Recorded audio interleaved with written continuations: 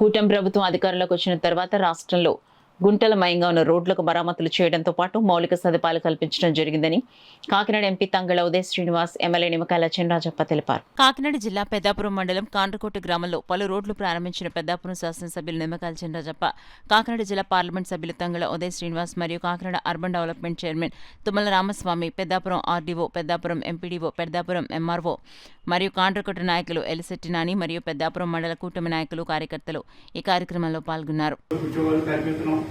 అన్ని కార్యక్రమాలు కూడా చేస్తున్నాం. ఆ గ్రామాల్లో కూడా పవర్ ఇలా కరెంట్ మీరు చూస్తున్నారు. కరెంటు పెంచకుండా ఇలా అందరికీ కరెంట్ ఇవ్వాలి. కరెంట్ ఇబ్బంది ఉంది. పవర్ కట్ ఉంటే ఆ పవర్ కట్ కూడా క్లీన్ చేసి ఇలా అనేక పవర్ తీసుకొచ్చి ఇలా కరెంట్ కూడా ఎక్కడ ఇబ్బంది లేకుండా చేస్తాం. రైతాంగాన్ని కూడా ఆదుకోవడం జరిగింది. రైతాంగాన్ని ధాన్యం కొనుగోలు చేయకుండా మనం కొనుగోలు చేసి మరి ఈ పంట వర్షం దెబ్బ కొంత నష్టం పెరిగిన భవిష్యత్తు అలాగే రావడం కూడా చూడటమని చెప్పి మేము తెలియజేసుకుంటూ ఏదేమైనా ఇలా ప్రభుత్వం ప్రజల కోసం పనిచేస్తుంది. ప్రజలందరూ కూడా వన్ సైడ్ గా ఉన్నారు. ఇవాళ చంద్రబాబు నాయుడు గారు సపోర్ట్ గా ఉన్నారు. ఇవాళ కూటమి ప్రభుత్వం సపోర్ట్ గా ఉన్నారు.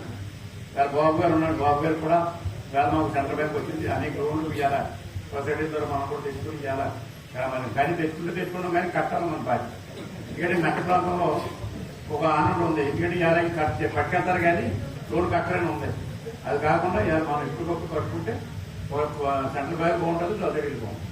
లేదా అది కూడా లోన్ కూడా ఇప్పిస్తాను. మీకు కట్టినాగా డిసైడ్ అయినప్పుడు తీసుకొని కట్టలేను మాని. ఎందుకంటే ఇలా సొసైటీకి పోకూడదు. సొసైటీకి బాగుండాలి. ఇలా లేదా మీరు అందరూ కూడా రైతాంగానికి ఉపయోగపడే విధంగా కార్యక్రమాలు తీసుకోవడం జరుగుతుంది.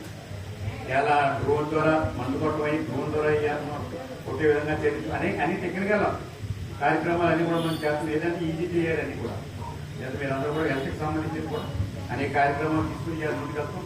మన పెద్దాపురం హాస్పిటల్ కూడా ఫుడ్ బెడ్లో పనిచేస్తుంది. కాండ్రగూడ హాస్పిటల్ కూడా పనిచేస్తుంది. మందులు ఇవ్వడం జరుగుతుంది. ఎక్కడ ఇబ్బంది లేకుండా ఇవన్నీ కూడా చేస్తామని చెప్పి తెలియజేస్తుంది.